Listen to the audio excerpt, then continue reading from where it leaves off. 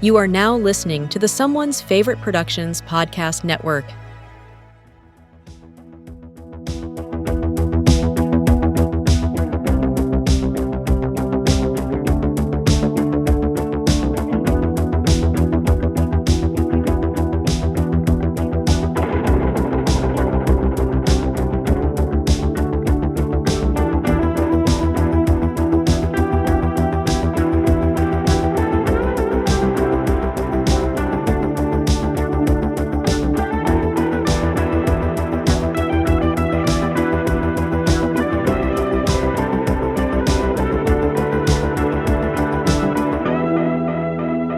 Welcome back, everyone, to another episode of Punk Vacation.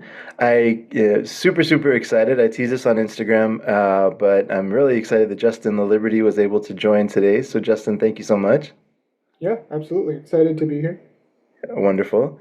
Very excited to have you. So since I've known you over the years, I met you when OCN was kicking off. I think at that point you had maybe 2 labels, or possibly 3. It was kind of in the early days, 3 years back, when we first spoke, or 2.5 years back, somewhere in that range, right, when we first spoke. And so it's been amazing to watch this journey. We've geeked out over physical media before, but since then, you've also started what has to be up for Label of the Year, if not Label of the last 5 years in Cinematograph. So congrats for everything you're working on. Yeah, thank you. Yeah. How do you do it? Are there 2 of you? No, unfortunately. I do wish there was. No, I kind of wake up and go through a list of things I have to do and go to bed thinking of more. I don't know. It's just, it's a lot to do, but it's also really rewarding. So I guess I wouldn't have it any other way. Yeah.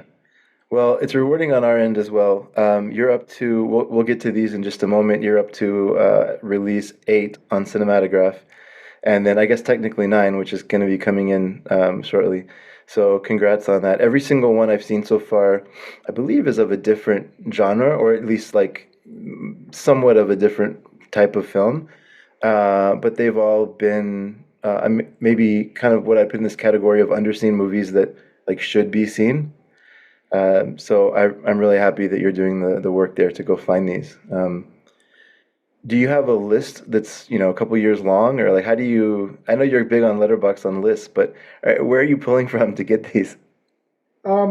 Just films I like. It's a very wide pool, I think. I think we're at the point in kind of where physical media is, and especially Blu-ray and 4K, that it seems like there's a lot more that's been released than there really has been. Especially with 4K, it's still kind of in its infancy, even though it's been around for a few years. It took so long for it to kind of really get adopted. And Blu-ray's been around for a long time, but there's still a ton of movies that haven't been released on Blu-ray. So it's really just, there's no, master list or something for Cinematograph, or there's like definitely a handful of, big wants. Little Darlings was a huge one, which of course did happen. And Go Fish was another one, which, we just announced the pre-order for. So there are some that, have just never been on Blu-ray that I have, selfishly, just myself as a collector and a cinephile, have been wanting to own.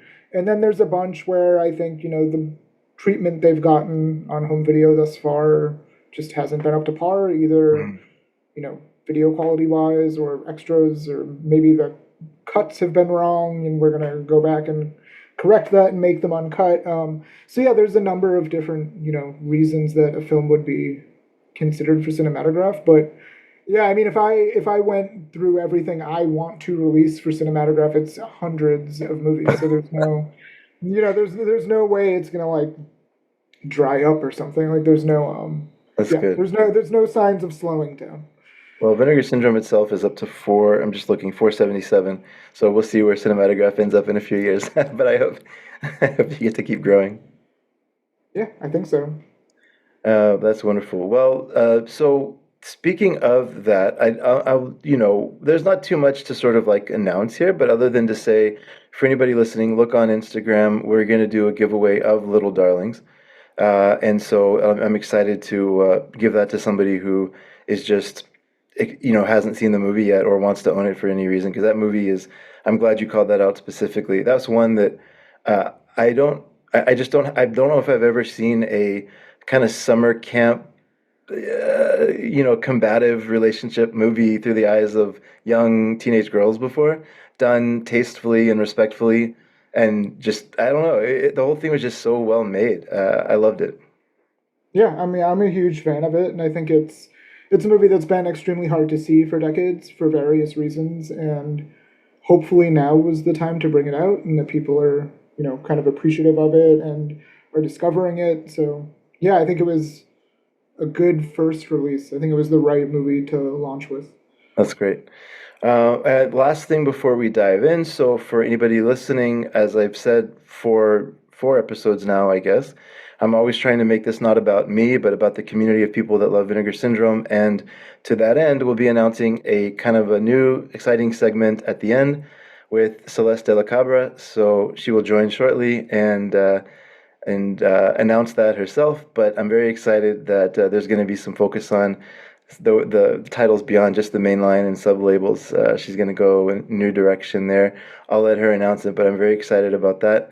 And yeah, so let's dig into August. And I know it's a little funny to be talking about August in September, but as I've said on this, before, and I think the main reasons for doing this is kind of a living record of these titles, right? Because people are always asking about what do I buy during the sales, the Black Friday sales and the halfway sale and the Labor Day sales and all these kind of ones that pop up. And so I'd love to have a living record of these titles, and it's still fresh for a lot of folks. I saw somebody saying they just got their shipment today. We're recording on the 10th, and so this is still fresh for a lot of people as well. So I'm excited to get into this with you. So we are starting with 475.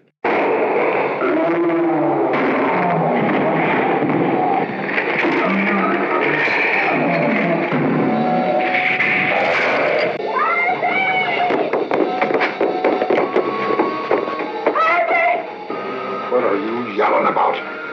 People. Little people. If you take them in, you'll be taken in. Because there is no way to survive the devil times 5.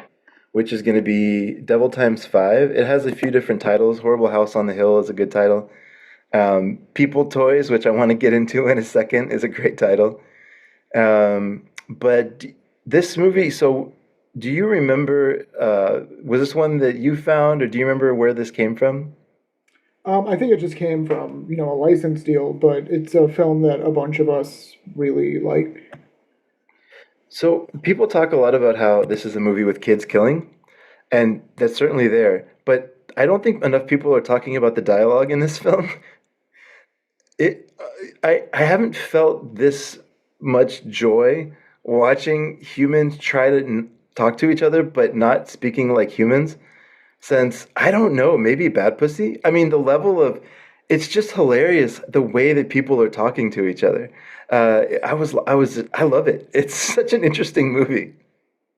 Yeah, it almost feels like a dub when you, not just a dub, but like a translation. It does. It really It feels like somebody took something in another language track and tried to translate it. But yeah, it's very interesting. The kind of meter of the delivery too. It almost feels like there's a weird rhythm to it or something. I don't know. Yeah, exactly. Yeah, that's the best way to say it. It sounds like somebody whose English is a second language got a foreign language copy of the film and tried to translate it, and it it kind of came through. But the whole premise itself is a little wacky.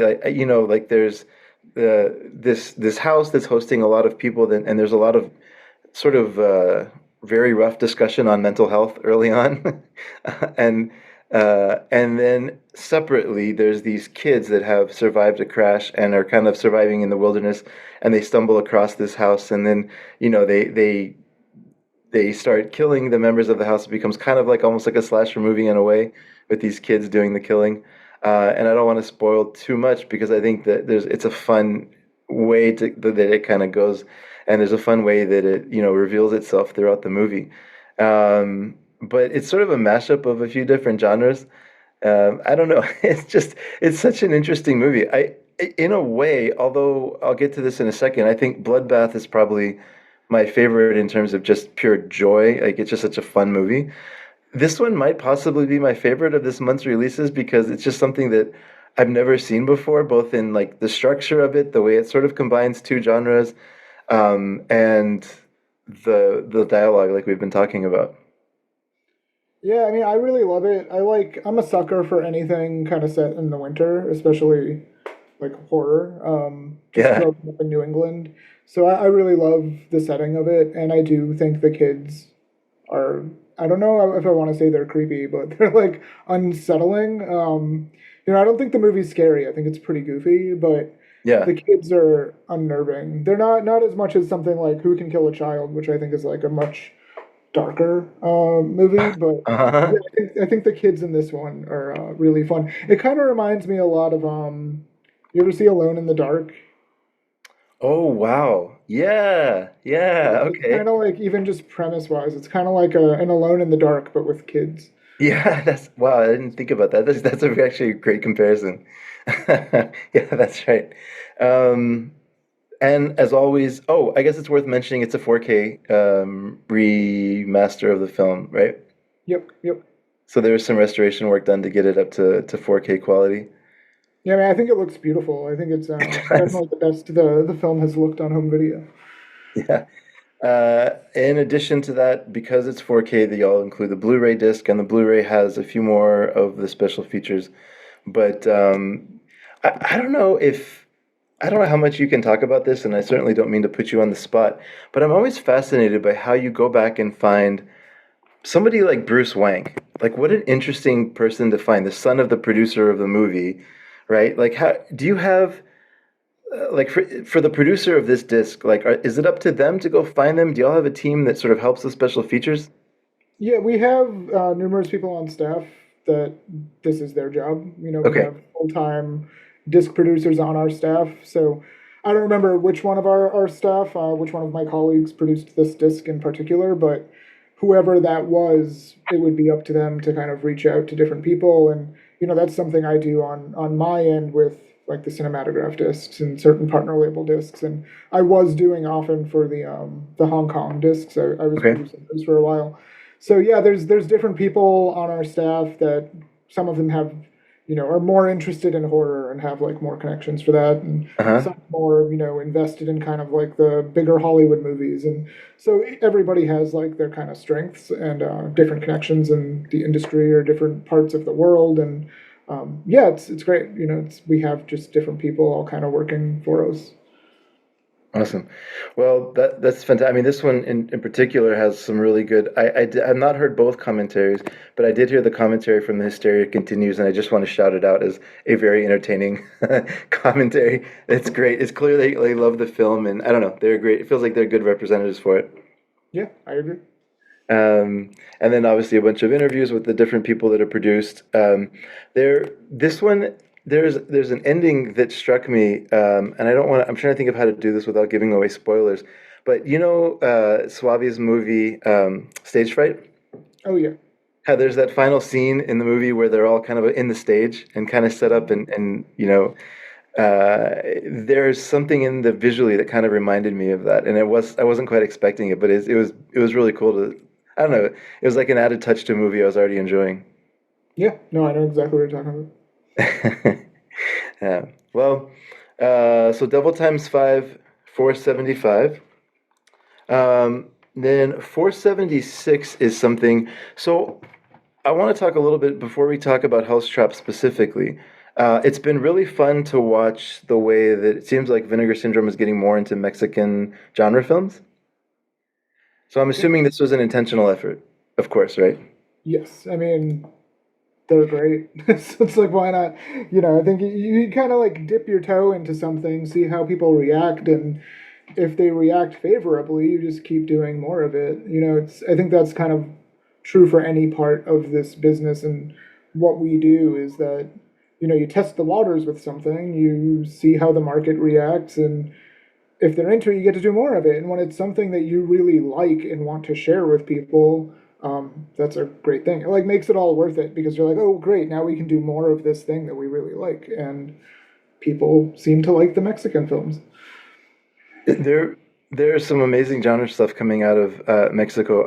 I spoke in length about Intrepidos punks last month, but just totally blown away with the creativity and like the way the punks were represented. It was just so unapologetically brutal. It was awesome. It was great.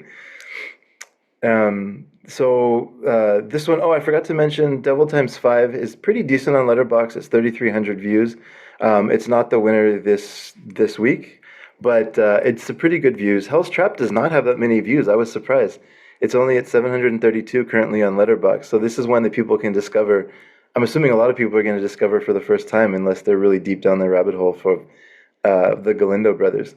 But this was the son, I believe, of one of the Galindos, right? It's Pedro Galindo III was the director Yeah, here? it's the third. Yeah. Okay, that's great. So this is another one that's just, it started off to me, it kind of started, it almost felt like the beginning was, like they had a previous beginning that would have done a little bit of exposition that got cut off, so you kind of met them in the middle of competing against each other and then diving right into them talking about the competition and then this other bigger competition that they have found to go kill this bear.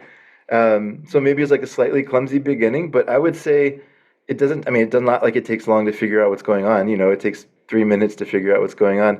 But as soon as they get into the forest, this just became like I don't know, it's as good as Friday the 13th or anything kind of set in the forest. It's a great horror movie. Yeah, I mean, I love it. I love how wacky it is. Like the killer, he's got like a Freddy glove. Yeah. Got those like the long hair, and it's also he kind of goes into almost like Rambo territory at some points. Like he uses Yes. a gun, which you very rarely see slasher like antagonists using firearms, and he uses like an assault rifle. Like it's pretty ridiculous. And I also love that it's super short. I think there's a tendency, especially with slashers, to run too long. Yeah. And I think that's like a problem with the genre in itself, which a lot of slasher diehards are going to disagree with me, but I think that there's a lot of slashers that like once they pass that 90-minute mark, they like really lose steam. Yeah. And I love that Hell's Trap is like what, under 80 minutes. It's super Yeah, yeah. short. Yeah, I think 76 minutes, I believe, is the something like that. Yeah. Short. No, it's very engaging, and you never get tired of the villain. You kind of he's on the screen for the right amount of time. Yeah. Yeah, it's great, and it has some good kills. I like this is a very specific thing, but I like a good throat slashing in a horror movie. It can be done well. So yeah, Hell's Trap is 476. This one has again, you found some Galindo. Were these new interviews or were these archival interviews that you found? I believe they're new, but Yeah, I think so too. yeah, I believe that everything on that release was newly produced. It's so cool. I really hope that through stuff like this, that the Galindo family starts to get a lot of recognition, sort of in the film community, because they are not only a powerhouse there in Mexico, but kind of for good reasons. Like there's so many great movies they were engaged with. Yeah. So this is a wonderful one. Is this one that y'all had in the archive, or is this one that you acquired? Do you know? No, the Mexican films come from Mexico. We Okay. don't have any Okay. materials in the U.S. for them. Okay. So then going on to 477, this one so far has a little bit more views of the ones we've talked about so far. This is 4,800 as of the time we're talking about it now. A movie that I was expecting to enjoy, but not expecting to love as much as I did. So Bloodbath at the House of Death. This is the road to Headstone Manor. We'll keep an eye out. We'll see another sign.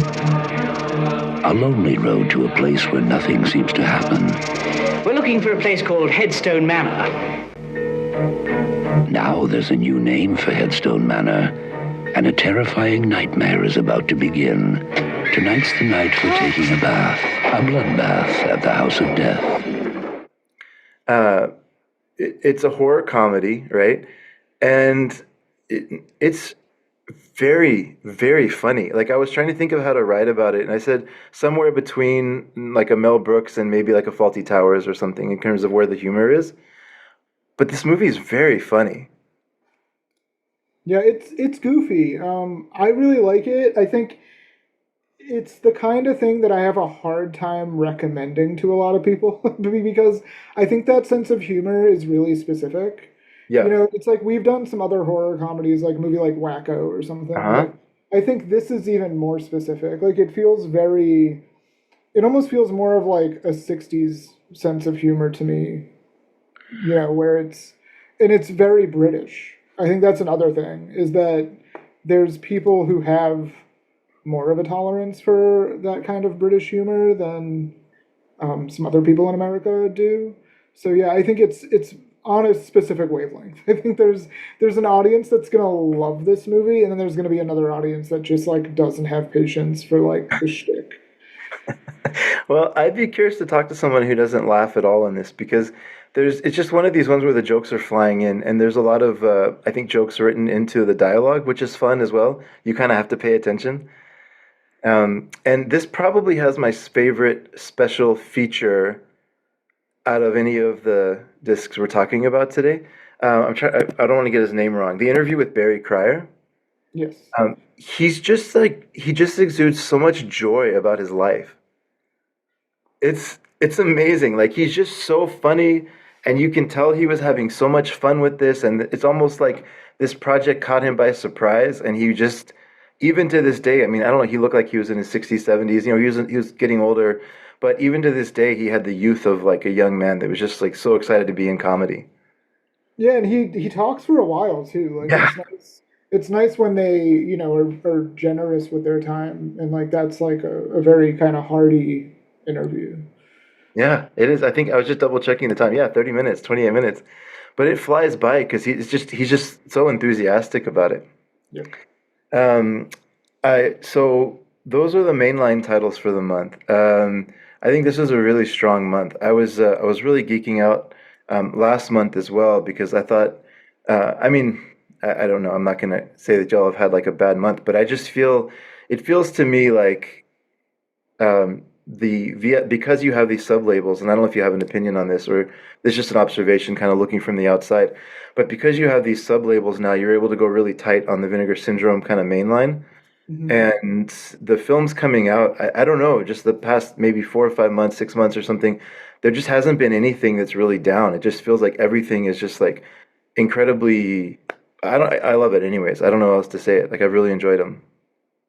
Well, thank you. I mean, that's the goal. You know, it's to kind of have as much you know, momentum as we can keep. You know, having things come out every month that people are excited by because they're familiar with the films, or they're excited to see because they've heard about them, or Yeah. you know, my favorite thing is when we unleash something that people have no idea what it is, and then they see it and like it, or even if they see it and don't like it, you know, they've seen it now, which to me is part of the mission, is like making the films available and getting people to watch them.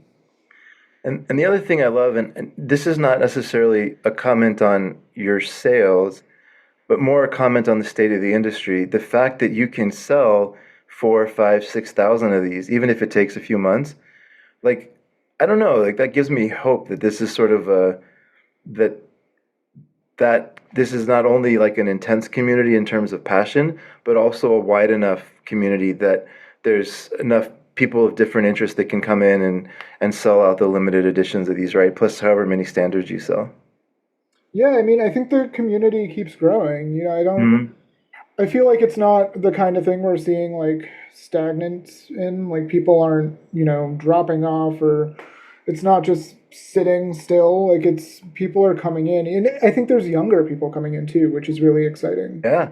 You know, I would say like a few years ago, if you asked me who like the home video consumer is, I would say it was like people that look like us. You know, where you Yep. know, like men in like their 30s, 40s are really Yep. like who I would assume was kind of buying discs. But now I feel like it's really diversified. I think it's everybody, you know. And I think younger people are starting to realize like the impermanence of streaming, and they're gravitating towards buying things, and also realizing that you can't stream everything. You Yeah. know, there's like the streaming issue with, you know, not having your favorite films for however long you want to have them. But there's also the access issue. Like, not every one of the films we put out or any label puts out are just going to end up on streaming platforms. So I think people are catching on that this is a viable and exciting way to kind of see movies. Well, I'm ardently against piracy, just as kind of a principle. But the more movies I watch and the more my curiosity grows, there's a few movies every now and again that I have to ask for a link for because there's just no copy anywhere. The other exciting thing about something like Hell's Trap that has 700 views on Letterboxd is before you put that out, if someone wanted to watch it, they probably had to go find a link somewhere for it, right? Yeah. And now there's an option at least, which is awesome. Yeah, and it's a much better looking option. Exactly. Yeah, and you're not having to do that thing where it doesn't have English subtitles, but you're trying to figure out what's going on or whatever it is. Cool. So mainline titles in. I probably, just by the way my brain works, I work alphabetically. So if it's okay, I'll do archive next and then get into cinematograph. Okay. Cool. So I don't know if I've told you this before when we spoke the first time, but I happened to get a little bit lucky and jump into VSAs pretty early. So I've been complete on them almost since their infancy. Maybe I was 6 months late or something, but to where they could still be bought without paying, whatever prices people pay for some of these early ones now. I love the line. I've always loved the line, and it felt like I never quite understood exactly sort of the goal of it. It's like in terms of like a very specific purpose. I just knew that it was maybe like VHS titles that you would see if you were kind of walking through the aisles in an old video store or something like that. But I love the recent focus on action because I think then you're able to have months like this where you're having a Stephen Chow movie and is it Corey Yuen? Is that right? Yeah, it's a Jet Li. Yeah, it's Corey Yuen, but it's a Jet Li movie too. I mean, Jet Li movie, sure. But like, holy cow. So I don't know. Anyways, I don't know how much engagement you have with the VSA line directly, but just congratulations on where this line has gone and getting titles like this, because this month is incredible for the VSA. Yeah, with the Hong Kong stuff, I work on the licensing, so that's okay.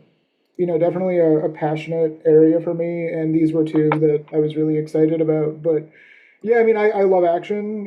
Action's more my bread and butter than horror is. I mean, I love horror just as much as anybody should, but action's really what I grew up on. Like that's okay. My comfort zone is action movies and martial arts. So that's definitely a lane that I'm happy to be in, and I'm happy to see VSA go in, and I'm also really happy to see our fans embracing, because there's also that worry when you start changing anything or trying something new is just hoping that people are going to be as excited about it as you are. Yeah. And I watching this stuff grow and the audience grow, I think has been great. This is a very specific question, so I don't mean to put you on the spot. Was Biozombie the way that y'all dipped your toe into this? In like Asian films or? Yeah, like Cat 3 kind of action, I guess, Hong Kong. I don't think that was the first one, but that one was part of a larger deal. So okay. It wasn't the first one, but yeah, there was like deals in place where we kind of just licensed a bunch of different films and, hoped it would work, which it did. Yeah, good. Well, I'm so happy it did. And speaking of that, you mentioned Jet Li. So I remember this movie in the theater as The Enforcer. I didn't even know the title, My Father is a Hero. Same. I mean, that's how I was introduced to it. It was back when Dimension was doing all of those, U.S. re-releases. Yeah.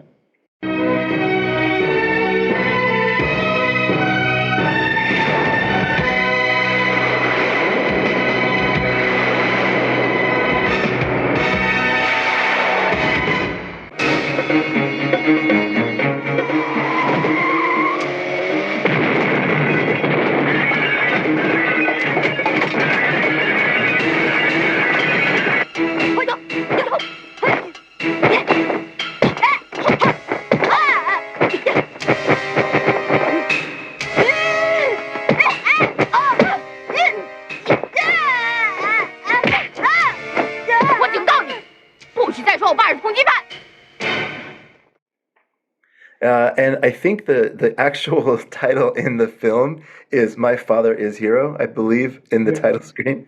Mhm. Understand why you didn't put that on the disc.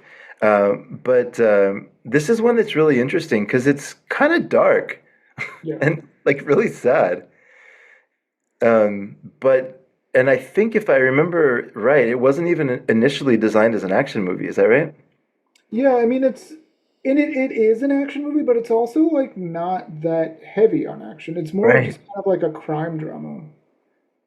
Right. And they had a different I can't believe I'm forgetting the name now, but they had a different very well-known actor who they wanted for the lead for this. And then as he bowed out and they brought in Jet Li, they were like, "Okay, well, let's throw some action scenes into this as well," which certainly makes sense. But it's a really sweet, like I have a 7-year-old son, and watching this movie, I was like, oof, like it's kind of a gut punch sometimes. Yeah, I can Um, see. yeah, and like there's scenes in the movie where like you're not sure if the kid is dead or not. I mean, that's not really a spoiler. It's just kind of, they play around with a lot. It's a there's a lot of tension in the movie, but this their connection is like what I think is so touching and so sweet. Yeah, I think the kid's actually like also a really good actor. He's great. Yeah. No, I mean he pulls off some subtle emotions, which seems like I don't know how you would direct that. Like it seems like he really understood what was going on. Yeah. Um, And Jet Li is like totally game for it too. I think it's hard to find actors, especially like, action actors that can like perform well with children. yeah, And he does it really well. yeah, absolutely. No, he comes off very natural. Like he really cares, and like you see the pain. There's a lot of scenes where he has to decide between staying as an undercover cop or exposing himself, and you see the pain, even though he can't show it. Like he does show it in his eyes. I don't know. It's great. Like it's a movie I actually saw it in theaters, um, and I didn't. I don't know. I just hadn't thought about it in a while. I'd forgotten how sweet it was, while still Yeah, I having mean some the recollection. action, there's minimal action in it, but I think the action that is in it is like really great. Yeah. Yeah, it's designed really well. And this is one where I was really excited with the special features because you got Wang Jing on to talk about the film. Hmm. Yep. It's just like, what an amazing get. Yeah. Is he, I guess he's somewhat approachable, right? I mean, if he agreed to be on the discs. Yeah, I mean, I didn't personally approach him, but yeah, I guess he is available. He's accessible to some degree, but we worked with other people who were able to contact him. That's amazing. What a get. It's cool to hear. He strikes me as somebody that it's probably good he doesn't have Twitter in the sense that he's like so brutally honest about a lot of things. Yeah, I can see that. But I love listening to him. Like he's a fascinating interview. Anyways, I love that, and that was VSA 46, which is also kind of cool to see. I mean, this is its own kind of independent line here, right? Yeah, and there's a bunch of them now. It's grown pretty quickly. Yeah, yeah. Not only in, I guess this is something that maybe we're just a quick question as before we jump into Love on Delivery, which I'm so excited to talk about. But the the sub-label concept. Is there ever any chance that these break off and become like their own company, or is this all going to be just different lines under Vinegar Syndrome? I mean, maybe that's a question that you can't answer, but it's just some of these. I could imagine VSA going on in perpetuity, right? I mean, this could be its own thing easily. In cinematograph, same. I mean, they basically are their own thing. They're distributed by Vinegar Syndrome, but like they are, for all intents and purposes, they have their own catalog numbers and their own release schedule to some degree. It's not they're not like dependent on anything else. They just kind of operate autonomously under Vinegar Syndrome. So like something like we've been talking about VSA, and then there's also VSL, and there's Cinematograph, and there's also Degauser. And yeah, they all just exist in kind of like the ecosystem of Vinegar Syndrome, but they are all like their kind of own thing. Okay, well, yeah, perfect place to end that, and I think this is the one that I'm the most excited to talk about. So, like I said, I don't know. My favorite movie from this month is tough because this is one that is like I started well, I'll just say it, and then I'll tell the backstory. So, title VSA 47 is Love on Delivery, which is a Stephen Chow movie. Speaking of Wong Jing, what Stephen Chow, what an amazing get! Yeah, Like, holy yeah. cow! Stephen Chow's huge. Yeah, and this one is not surprisingly the most viewed on Letterboxd in terms of the movies you have this month. This one's at almost 8,000, which is on par with a lot of where a lot of sort of Hollywood movies would be, maybe from the 70s and 80s, where now it is on Letterboxd because it's newer. They're kind of getting rediscovered, so it's a lot of views for Letterboxd for a movie like this. So this is one that's popular, and I don't know that people in the U.S. Well, let me say the casual movie fan in the U.S. can fully comprehend how big Stephen Chow is in China and Hong Kong. Yeah. Where was this, to the extent you can talk about it, was this difficult to like negotiate or get the licensing, or like is this just one that kind of I mean, is there any backstory here that you can share? Because I was just so I hate to say impressed, but it was just so cool to see Vinegar Syndrome putting out a Stephen Chow movie. The backstories are never as exciting as you'd hope for them to be. Honestly, there's not like it's not like a Raiders of the Lost Ark situation. We're not like running to Hong Kong and like grabbing a movie and running out or something. It's just part of a licensing deal. We Okay. go through titles, we see what licensors have, we say we want these films and sign a contract, and that's it. Like there's not, we didn't like call up Stephen Chow and like ask him to part with one of his films or anything. It's just very like just normal business practices. But yeah, I'm a huge Stephen Chow fan. So when the opportunity came to be able to license a Stephen Chow film, and especially this one, which I think is, it has a lot of views on Letterboxd in context with other things we release. But for a Stephen Chow movie, it's not one of his most well known, or at least not Right. one of his most well known in the U.S. Right. We're kind of a far away from like Shaolin Soccer or Kung Fu Hustle here. Right. But I think it's just like really eccentric. The action's great. It's not like anything else he really made. In spirit, it kind of is. Like it has that, kind of madcap sensibility, but it's insane. Like I don't know like what, the Garfield mask alone I feel like is enough of a reason to get people to watch it. Especially because it comes out of nowhere. It's not like there's a context for it. It's just it's just the mask he chose to wear. I think I've been thinking about this since I watched it, because there was when I grew up, in my film infancy was in Dallas, and at that time there was a ton of independent movie theaters playing foreign movies as well as independent movies back in the early 2000s, and they showed Shaolin Soccer. So that was my intro to Stephen Chow. And they were selling that old, I don't know if you remember, I think it was a Tartan DVD, whatever it was. They were selling that old DVD out in the lobby. And so I picked it up, and then I kind of did that deep dive into his, God of Cookery, and getting into The Man from Beijing, I believe it's called, and just getting into a lot of these other ones. But I had not seen Love on Delivery, actually, in that deep dive. So your comment stands for me, at least. It was an underseen one. I've been thinking about it, and I think it might be his most like emotionally genuine film. Like he kind of he doesn't always he goes for the very heavy-handed emotion in his movies, right? That's one of his things. But this one has a little bit of subtlety and sweetness to it that I think is nice. It's a little bit of a departure for him, and I think it's well written. It's extremely more nuanced than his other stuff. I think it's a very well written movie as well. Well, it's also like a bona fide rom-com. Right. It's interesting to see him kind of flex that muscle where it's not, just an action movie or just a comedy. It's a romantic comedy. And I think when you look at like, kind of action-fueled romantic comedies, there's not a lot of them that work really well. I think, like for the US, probably our best example would be something like True Lies. And while this is like far from the scope of something like True Lies, I think it works in the context of Stephen Chow's filmography. Like it feels like what Stephen Chow would do if he was given a romantic comedy, and that's what we have with Love on Delivery.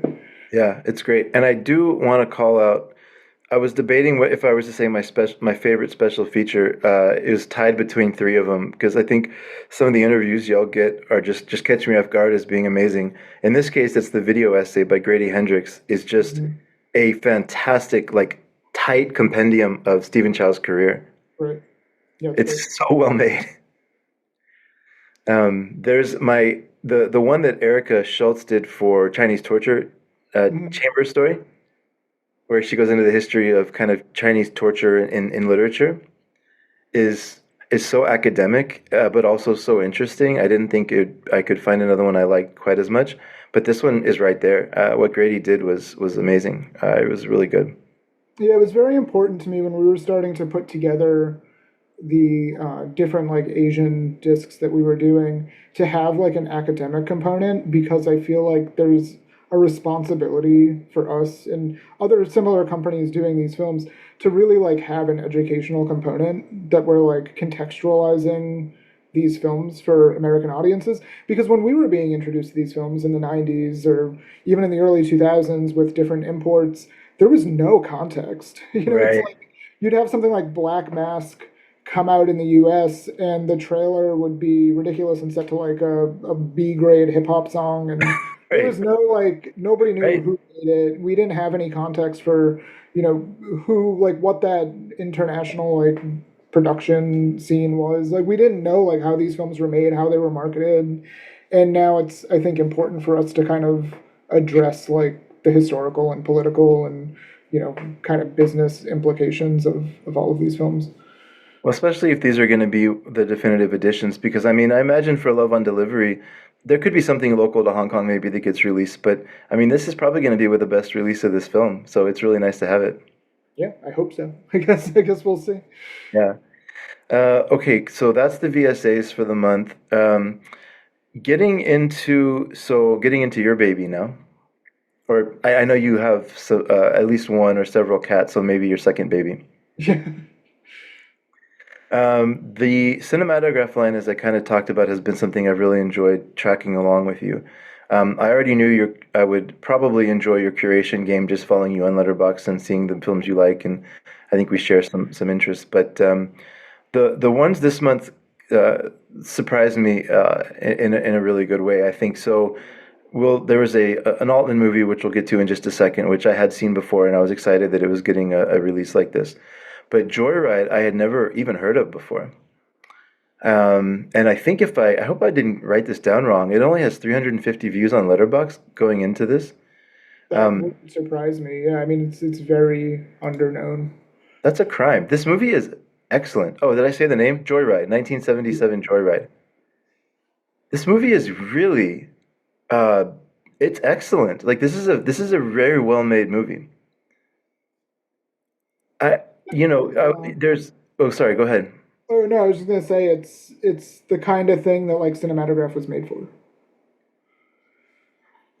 Yeah, I like that you said that, because it does really feel at home on your label. I mean, this is, first of all, it's, if you were to hear about the story of three kids that leave everything, well, young adults, whatever, that leave everything behind and just go to Alaska and then become bank robbers or criminals, this could go in a couple different ways in terms of how the story plays out. But it's not cliche. That's the thing that I love so much. Like there's not really many cliches in this movie. Like each turn, Joseph Rubin makes something pretty unique in this.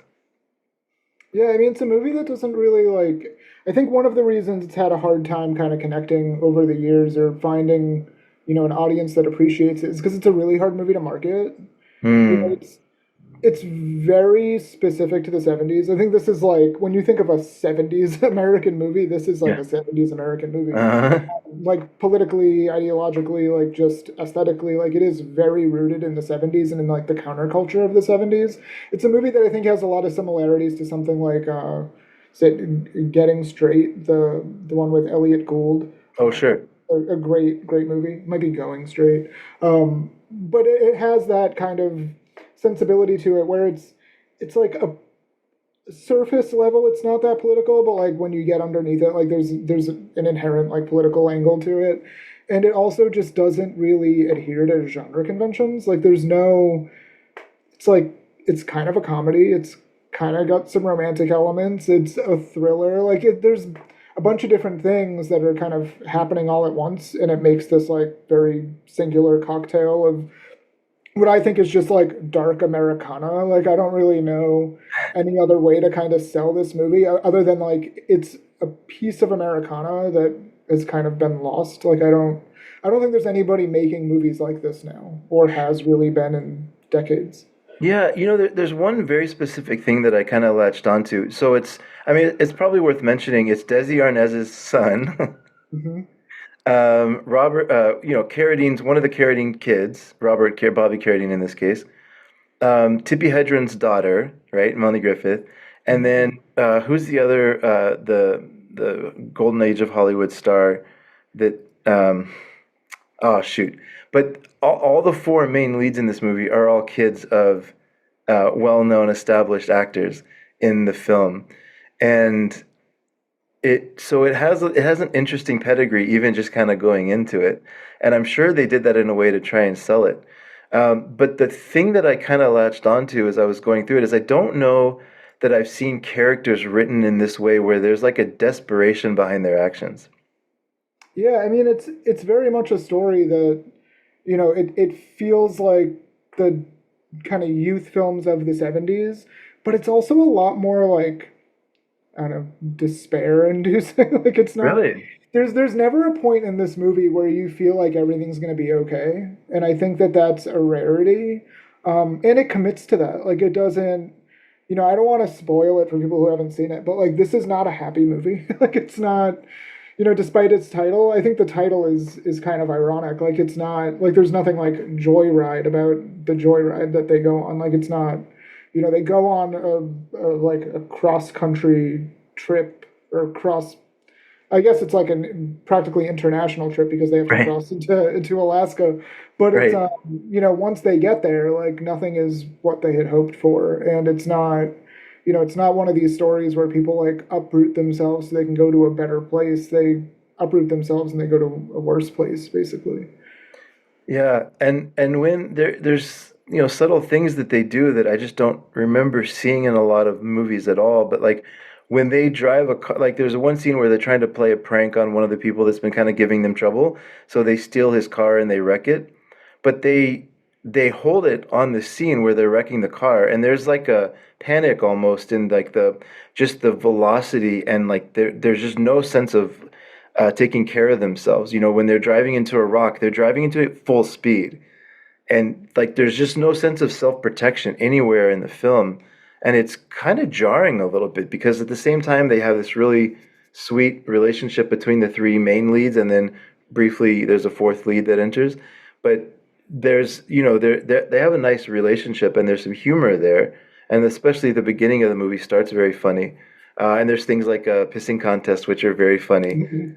an actual pissing contest. But there's just whenever they're alone or when they're driving to either like for a crime or for a prank or when they're trying to get back at somebody, everything they do, there's just like this intensity behind the eyes that I think is written well, but also acted well, and just is like you said, I think jarring. It's kind of unnerving. It's yeah, I don't know. It's a movie that I think I'll be thinking and talking about for a while because there's not much else like it. Yeah, it's very unique, and I really like, one of the things with cinematograph was, kind of building this like alternate American canon, both of films and also of filmmakers. And I think Joseph Rubin's like an incredibly interesting American filmmaker where, he started kind of on the exploitation circuit. He made movies like The Pom Pom Girls, and he made a movie like this, which is kind of bridging the gap between like exploitation Hmm. and what he would go on to do, which was movies like The Stepfather and The Good Son, Sleeping with the Enemy, which Hmm. like was a blockbuster. Yeah. So it's interesting to kind of see him doing this, and that's also a very similar trajectory to somebody like Jonathan Demme, who Hmm. started with Roger Corman exploitation movies, made a movie like Last Embrace, which we put out, which was kind of bridging that gap again. And yeah, it's really interesting to kind of see like a filmmaker like Jonathan Demme who followed that trajectory and like became a household name, at least to cinephiles. And then you have Hmm. somebody like Joseph Rubin who did a very similar thing and found success at it. Like he's a successful filmmaker. He had Sure. decades of making films. His films made money. but most people have no idea who he is. Mm. And hopefully, this release kind of helps raise awareness to him and his career. Well, that's another interview that I would recommend. I mean, I know people always laugh when you say stuff like this, but I'd almost recommend buying this disc just for his interview because he reminds me almost of Abel Ferrara, where he's just so raw and like honest about his work, that you kind of he really drew me in. Like, I don't know, I could have listened to an hour and a half of him talking because he just, it's not even that there's like excitement in his tone. It's just he's so thoughtful and open, and it feels like he's on the back of his career, kind of looking back, and he doesn't care. I loved it. Yeah, I mean, he was very open. He doesn't watch his films. So the reason there's no commentary with him is he told me he likes to let them rest in peace. So he doesn't like revisit his films. And I did really want to do a commentary, and he was just like, no, he doesn't watch them again once they're like out in the world. Wow. So he hasn't watched Joyride in decades. What's that death of the author? He takes it very seriously. Yeah, he just doesn't, he doesn't go back. He just like goes forward and like that's it. And yeah, he was very like refreshingly honest. Like it was very sincere. He was gracious with his time. But yeah, it was really nice like getting to talk to him. It's just he was like, I'm not watching this movie again. Wow, interesting. But you did get an amazing commentary by Chris Coppola. Yeah. It was Chris and Alan Silver who. Oh, of course. I'm sorry. Yeah, they did the commentary as well for Red Rock West. Yeah. Oh, that's right. That's right. Yeah, and they're very just kind of like friendly people to kind of have a commentary with. I think that they offer a lot of good anecdotes, but they also are kind of casual, and I like that. I don't love like a stuffy commentary. I want everybody to kind of feel like they're not being condescended to, which I worry about, when you do kind of critical commentaries that certain people will watch them and then feel like it's too highbrow. Like, I don't want that. I want everybody to feel like they're on like the same playing field. Well, I mean, it's nice that Chris and Alan Silver both are kind of in the industry because they have, like you said, their anecdotes and the stories are amazing. But yeah, anyway, and Chris Coppola is just an interesting guy and into himself. But cool. Well, so that's Title 7. Now, Title 8 is one that, this is again kind of in the same lines of Stephen Chow. I kind of looked twice. I had to do a double take when I saw that you got a Robert Altman movie. So congrats for getting that one. Yeah, I mean, Altman is, I think, like in the short list of the greatest, American filmmakers of any generation, let alone like the generation that cinematograph is focused on. So it was always, part of the plan was to at least have a Robert Altman movie. There will hopefully probably be more. But yeah, we were talking earlier about if there's like some kind of master list or something for cinematograph. There isn't really for films, but there absolutely is for filmmakers. Like there are like checklists of filmmakers of like, Abel Ferrara was one that was like, I gotta have a Ferrara movie, and Robert Altman was another one, and to have them both in like the same year is great. But yeah, I love Thieves Like Us. Like I think it's his like unheralded masterpiece of the 70s. I think Nashville gets kind of all the credit, and then The Long Goodbye is like kind of the fan favorite. So then between those two, it's like they kind of take a lot of the energy for Altman out of the 70s. And Thieves Like Us is, I think, as good as both of those. And as good as They Live by Night, which has caught me by surprise when I first saw it, because, They Live by Night is such a tightly confined retelling of that same story, right? From the novel. This one is a little bit more novelistic, as Altman does. But it's to think about somebody having a run of Long Goodbye, Thieves Like Us, California Split, and Nashville. Just like, holy hell. Yeah, it's amazing. I mean, he's pretty unparalleled. I mean, for somebody as prolific as he was, his like ratio of hits to misses is, skews very strongly in the positive direction. And he's an interesting one because growing up, I was very like, if it wasn't punk in spirit or in actual music, I wasn't touching it.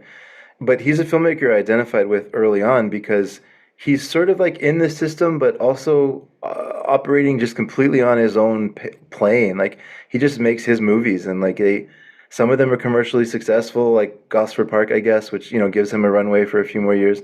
Nashville, some of these ones, but then he'll go make like Tanner 88, or I don't know, just some of the stuff he makes. You're just like, damn, that movie's fascinating. And this is another one like that. Well, yeah, I mean, OC and Stiggs is like my go-to. Yeah, Like I love his '70s stuff, but OC and Stiggs is like the Altman movie I always go back to, just because it's like a hangout movie, and like yeah, Altman doesn't have a lot of hangout movies. Like you're not gonna hang out and watch Shortcuts. Like it's just, there's not a lot of those. I feel like he's got like right, OC and Stiggs, maybe Popeye if you're stoned, and then like there's a couple in there that you can kind of put on. Like The Player, I feel like is a really fun like audience sure, movie. But for the most part, Altman movies are like, I don't want to say they're cerebral, but they definitely require like a little bit more patience than I think yeah, they appear to at face value, just because of like the talent he was able to pull in. You look at a movie like Nashville and the cast is sprawling, which you can say the same about Shortcuts, but their sure, runtimes are also sprawling. So you sure, have these like 3 hour plus long, kind of interconnected narratives that I think his movies can appear daunting to a lot of people, especially those like uninitiated or anybody getting into Altman. Just his filmography is so wide ranging, right, and so many of the films are long or just seem weird. Like when you start getting into the more offbeat ones, like a movie like Quartet, it's just like, what do you do with this? Or like A Wedding, which I really like A Wedding, but there's so many that are really offbeat. And then you have a movie like Thieves Like Us, which, at face value just looks like Bonnie and Clyde. Like the mm-hmm, way they kind of marketed that movie, it looks like Bonnie and Clyde or like Dillinger or Bloody Mama. Like they kind of make it look like it's going to be this sort of like rip-roaring action movie, throwback action movie. And there's moments of that. Like there is violence in the sure, film, but I think it's at its core, it's a love story. yeah, And I think that's, where Altman, you talk about Altman being punk, and I think he was able to subvert genre expectations in a way that very few filmmakers were able to do. And I think Thieves Like Us works as well, if not better, than They Live by Night, because Altman was so willing to make it this like very intimate romance. Like so much of that movie's runtime is just the two of them, yeah. which I think is really important. The reason I think his movies are so long, or well, at least I should say the thing I like about his movies, even when they're longer, is that he just lets the situation breathe. Like he always gives it time. And so you always are building towards something in his films, and you just over time you just trust him. Like even in The Long Goodbye, even though it's shorter, it's building towards something, and he delivers every time. Like the ending of his movies is always interesting. Um, Shortcuts is a crazy example. It's just, but Thieves Like Us again, like he delivers on the promise of the trailer, right? Like it is that, but he's like, I'm going to take you on a journey there, and you're really going to care about these characters. It's not going to be an action sequence of for the sake of it. Like you're really going to care about betrayal or about these characters by the time we get to that part. So, just well done on pulling in an Altman film, and probably equally so well done on pulling in a Joan, is it Tewksbury interview? Oh yeah, I mean she was fantastic. Holy She was cow! like so excited to do it, and just like generous with her time, and yeah, she was great. I cannot say enough good things about Joan Tewksbury. Amazing, and an amazing writer on top Yeah. of it all. But hearing her stories is this is what I talk about when we, on some of the Discord channels when we talk about when we just geek out on special features. Like the director is always interesting to hear from, of course, because you get to hear their vision. But some of the people that were not in the director's chair are also fascinating to hear from because they lived it, right? They were there every day, but they get to be a little bit more kind of objective and just talk about it in a different way. Right. Yep. I So agree. yeah, it was great to hear her. Well, Justin, we did it. Thank you for going through all the mainline titles for August and the sub labels. So I want to do a lot with OCN over the years as we continue to build this out, Justin. But since you're here, I thought it'd be nice to just talk a little bit about OCN with you specifically, as opposed to some of the ideas I'm hoping to bring in later. I think right out of the gate, I've said this about a few different things today, but congratulations on helping make OCN what it is now, first of all. Yeah, thank you. It's been a labor of love. It's amazing. It has grown to something that is, I don't know if it's just because I'm kind of the age I am, but seeing something like IFC films with y'all just feels so like I don't know if wholesome is the best word to use, but like it feels so like I grew up with these movies, so it feels like I feel very connected to a lot of the stuff y'all are putting out. And I always have, but seeing something like IFC is just again an amazing get, and it's nice to see these types of movies being represented. Yeah, I mean, a lot of this, OCN kind of was born out of me just reaching out to people I've known in the industry for a long time. So I was a projectionist and film programmer in the early 2000s, which lines up with when IFC had started. So I've had some type of relationship professionally with IFC for 20 years. And Oh, okay.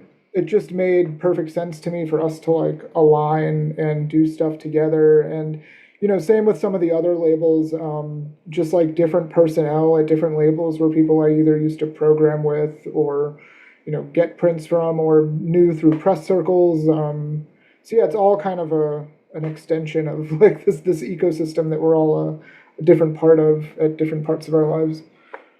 I'd be curious. I'd like to tell you how I geek out and kind of talk about OCN and just sort of see your reaction to it, see if it aligns with your vision for it. Because basically, in my head, the way I see it is Vinegar Syndrome has always been about film preservation, right? And you can talk about the journey to get there and the kind of movies, and you can. There's a lot of discussion within that, but it's always been a very tight focus on film preservation and restoration. I think, based on the conversation we had with Brandon, even back to the original idea was to just be a restoration company and archive. So, like it's all the way back to the origin of this. It's very central to the theme. And one of the things we hear when on the other podcast I kind of work with called They Live by Film, we have these conversations with, Dark Star. The ones that are putting out, Utopia is another one, putting out current festival movies. So you're getting a layer of preservation by putting out current movies that might go to a festival and die without a physical release.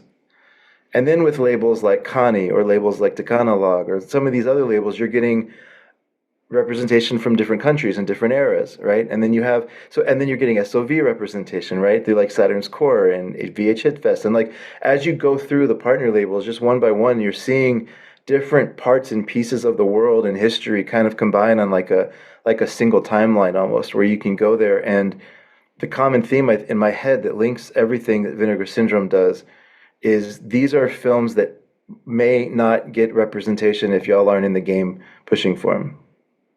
Yeah, and there's a piece too with this that there's a diversity component.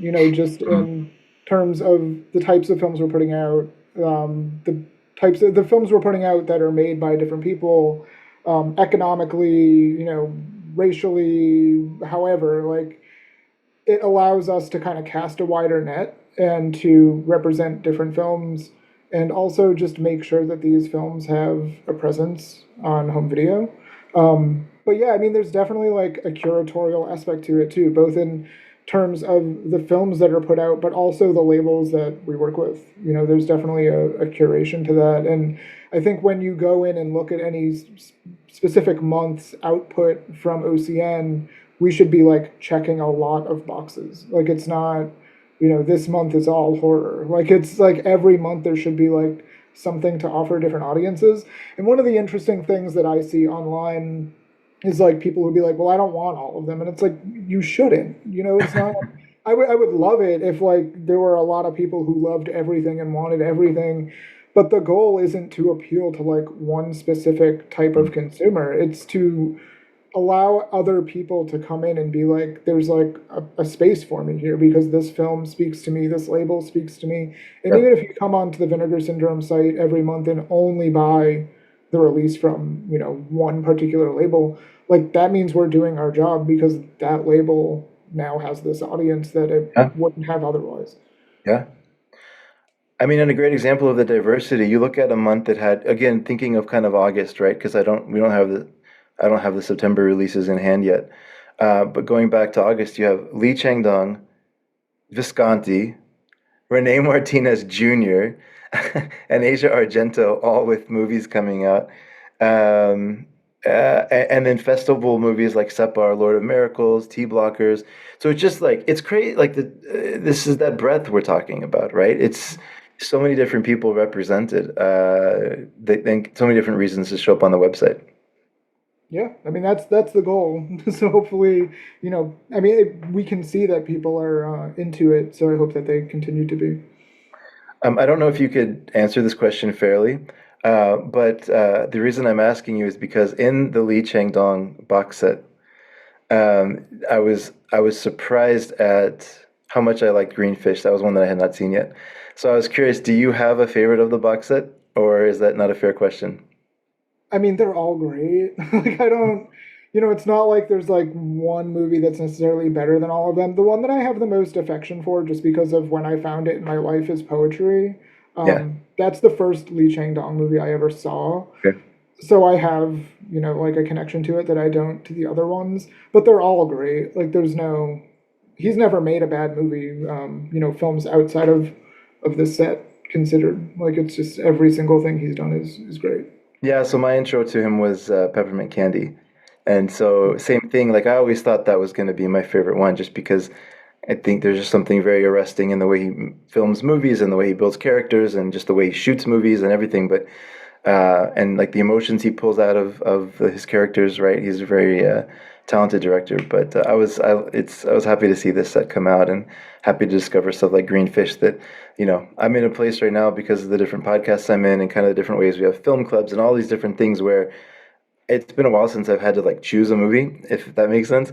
I have stuff that I need to watch for a variety of reasons, but I love what I do because of these discovery aspect of it. And so I appreciate the diversity there for that reason too, because I don't feel pressure to ever choose a movie. It's fun to go back between Super Soul Brother and then go watch Scarlet Diva.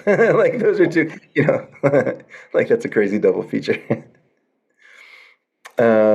Great. Well, I think it's the perfect time. So, as I was saying before, we're going to try something different and have a new segment. I am gonna bow out for a minute and let Celeste de la Cabra come in and talk about a lot of the adult titles and a lot of the porn titles that our Vinegar Syndrome is putting out through sister labels, I mean sub labels and sister labels. So, welcome, Celeste, and very excited to hear this part of the conversation. It must be great to live in a big house like that. Della, the crowd is all planning to meet at that great new disco bar tonight. Can you make it? Thanks, but I'm afraid I won't be able to go out tonight. You see, we've got a house guest, and Uncle wants me to help out. There's something you're not telling me, Samantha. Listen, Ari, you must keep cool. Otherwise, you'll attract attention. Good evening. I must say I had quite a refreshing nap. After all those calisthenics this morning? Oh, yes, it's pretty good exercise. Where's Stavro got to? He got mixed up with some girls from Athens. He's putting them up at his place even. That guy can't say no when it comes to girls. Yeah, and someday he's going to get firm. I ordered you not to come here unless there was trouble. We're supposed to be tourists here. They followed me when I went to your house first. They heard everything we said. It's my fault, baby.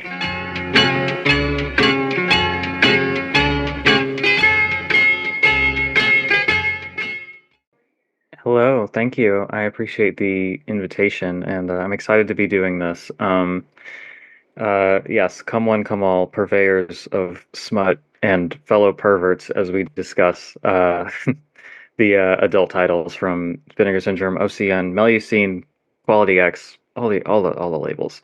Yeah, I think this will be like a once a month thing.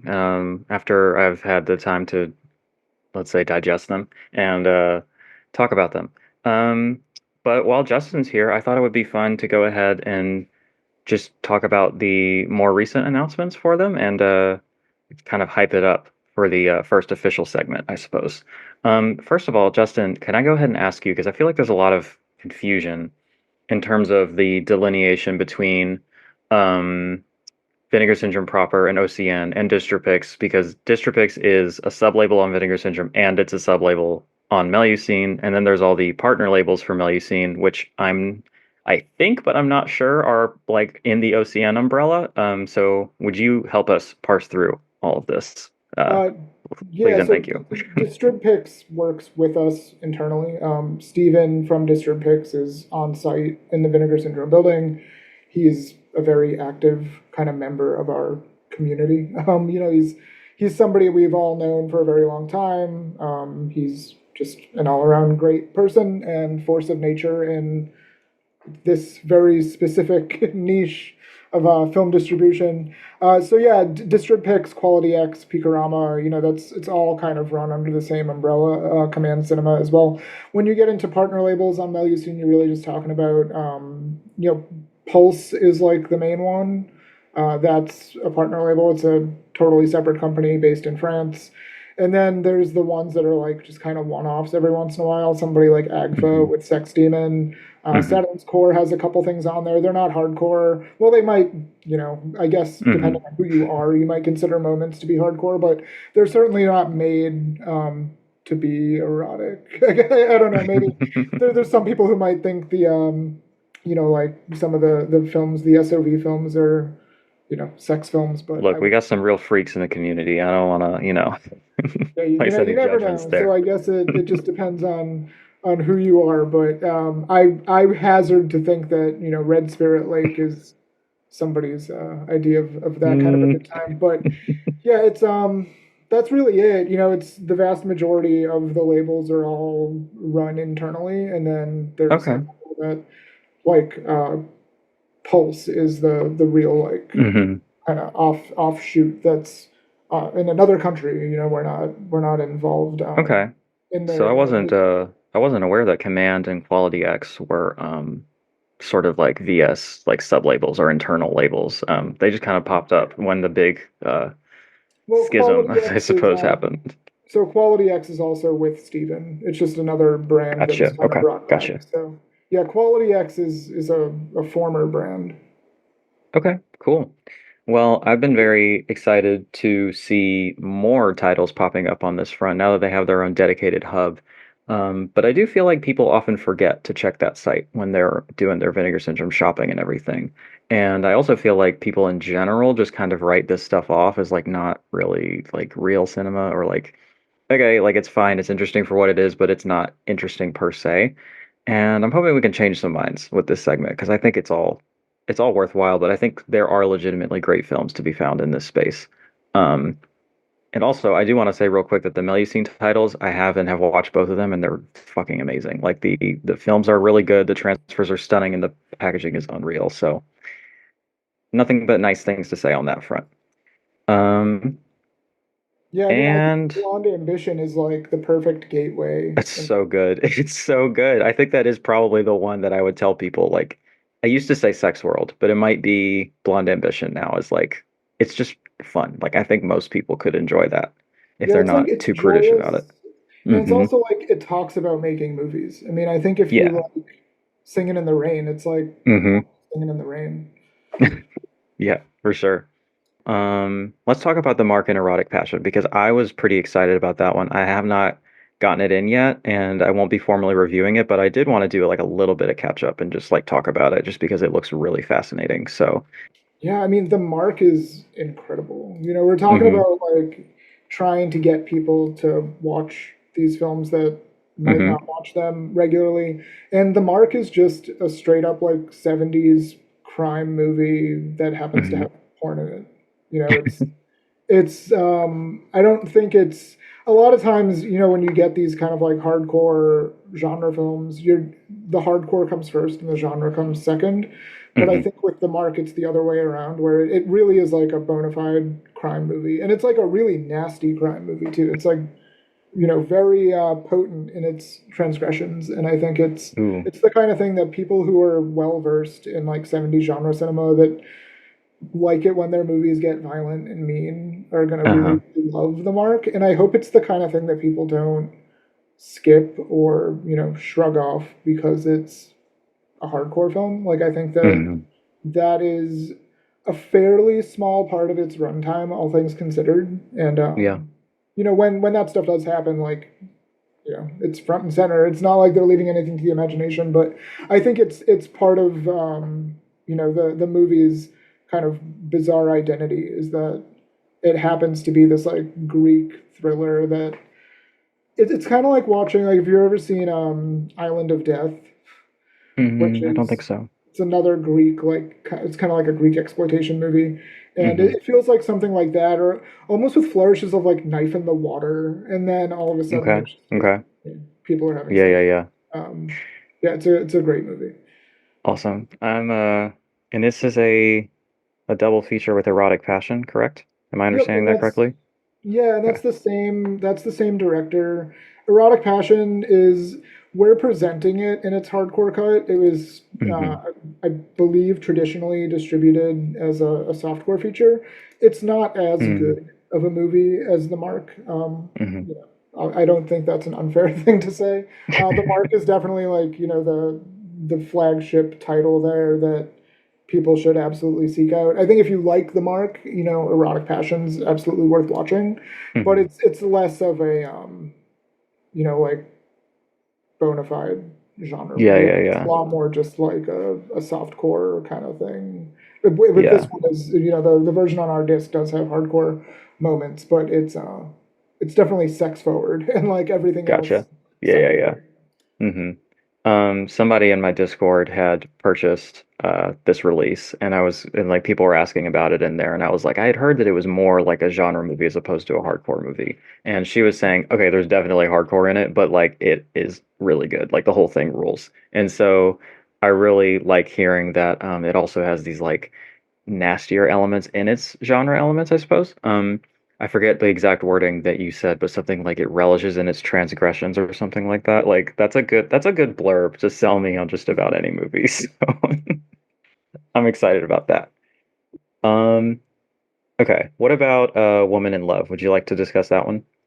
Yeah, I mean, I think it's a good movie. It's, I don't know how to sell that movie. Like, it's the hmm kind of thing, like, that is very much the type of thing where it's like, if you like 70s adult movies, it's a really good 70s adult movie. hmm But if you're not on that wavelength, like, it's not gonna Sure. change your mind. I think it's really well shot. This one hmm was shot by Larry Ravine, who I think is like one of the great kind of adult cinematographers. He shot Corruption, which to me is like, Oh, hell yeah. I don't think it gets better than that as far as Yeah. adult film cinematography. So I do love that with Woman in Love. I think that that's really interesting. The cast in it is great. Like, it's a kind of insane cast. Vanessa Del Rio's in it, Samantha Fox, Paul Thomas, Ron All Jeremy, winners. unfortunately, in it. But Yeah, there's that. it's always like, I feel like that's like the trigger warning now. It's like, by the way, Ron Yeah. Jeremy in this movie. So yeah, it's unfortunate, but everybody else is great. It's an amazing cast for what it is. I love the like 70s New York adult films because I love seeing that Yeah. side of New York. That there's so many 70s movies featuring New York, and that hmm kind of like celebrate New York and all of its griminess of that time. But I think the adult movies, you kind of see a side of the city that you don't otherwise, hmm because they were made like a little bit more renegade. Yeah. They weren't as like structured, depending on who was making them. And so I think it's really nice to kind of see that side of it. But yeah, it's a good movie. It's just, Nice. I don't know how to sell that movie to people who don't like it. But Sure. one of the things is there's a bunch of cats in it Oh, that hell yeah. There it is. like they aren't involved in any of the tawdry behavior. Well, But that's good. yeah, it's yeah, I do really like cats. So that's Yo, something. you're preaching to the choir right now. A fucking cat movie, like we're in. Like that's how you sell the movie. That's just in the future you can cut to the chase and be like, there's a lot of cats. Yeah, Like there are a me and a bunch of lot of other cats, people. Yeah. and also Vanessa Del Rio pees in someone's mouth. Okay, well I have to buy this movie now. Yeah, So so if like you did either of it. those You things did is it. like, if you like old New York, you like cats, or people getting peed in, Yeah. Water sports, cats, grimy New York. Yeah. Truly the trifecta of all that is decent in American culture, honestly. Um, yeah, Tale of Tiffany Luss is another one that's like this kind of like vintage New York smut stuff going Yeah, on. And I like like I that one a never lot. get tired. It's great. I never get tired of seeing like vintage New York City photography and cinematography. Um, So okay, it sounds fucking dope, but maybe also reserved for the more hardcore enthusiasts, I suppose. Yeah, I think it's definitely not like a gateway one. You know, Sure. if people are like on the fence, like don't start with Woman in Love. The Mark is a Mm-hmm. good place to start if you like Mm-hmm. violent movies. If you want to Mm-hmm. watch an adult movie that isn't bloody, don't watch The Mark. You know, that's like go to Blonde Ambition or like Pretty Peaches or something. Like it's not. Uh-huh. I mean, there's some people that don't want to like mix sex and violence, and The Sure. Mark is not the movie for them. Sure. Yeah. Yeah. Okay. So last one, and then we can wrap this up. Blonde on a Bum Trip is one that I'm really excited to get in and talk about. It's got this gorgeous artwork. Um, I think some people might be on the fence because it's a shorter one. It's like 65 minutes or something like that. Yeah, But it's it's like definitely short. like the stills look beautiful, like the black and white cinematography. And the sexploitation I think can be a harder sell because it's not really it's not like it's still a little bit more out there or more transgressive or more erotic than like your typical exploitation, but it doesn't quite fully go there for the people who are looking for that. So, um, but I really like these sort of vintage or like 60s exploitation movies. Like the ones that were on the Lost Picture Show set, I think are really interesting and really beautiful.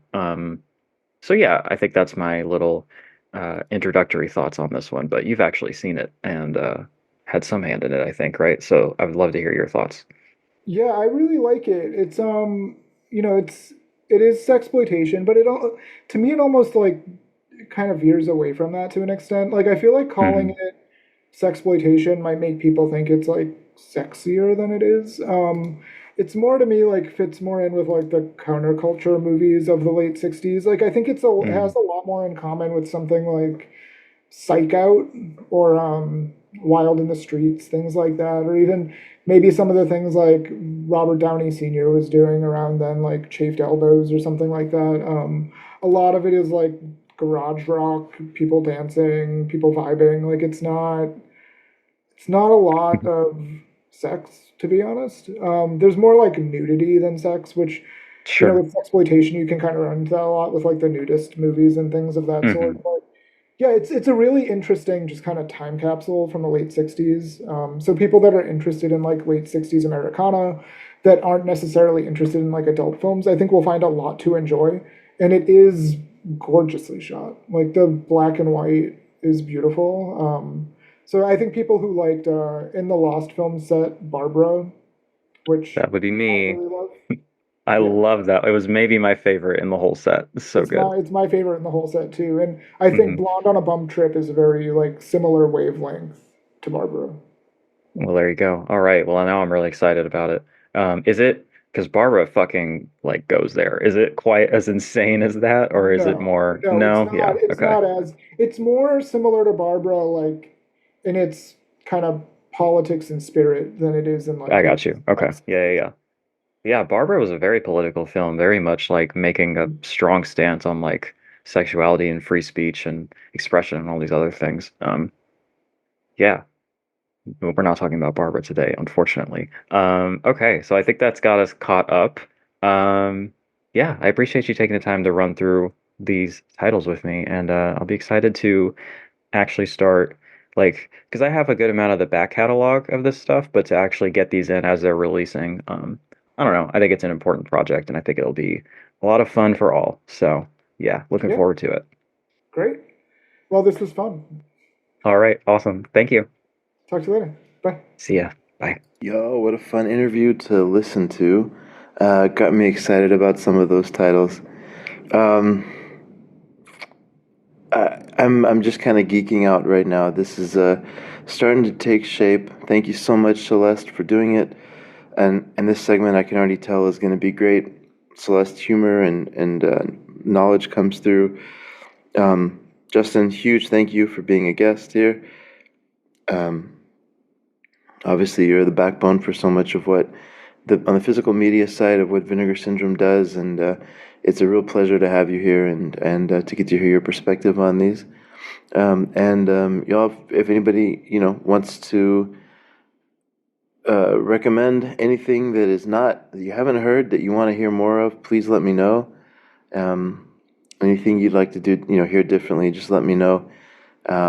Between the merch segment that we have and this now the hardcore segment, we have a few more surprises for y'all coming up, and I'm hoping that this continues to be something that is really fully from the VS community, which is so passionate and fun to talk to. So goodbye for now, and see y'all on October 1st with the next announcements.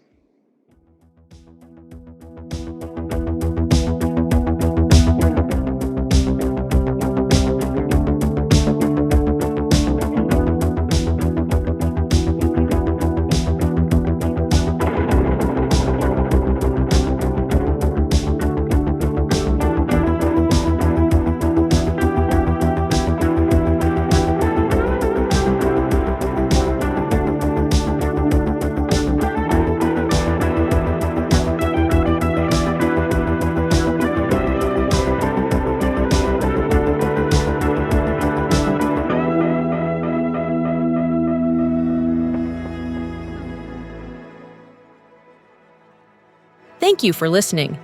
To hear more shows from the Someone's Favorite Productions podcast network, please select the link in the description.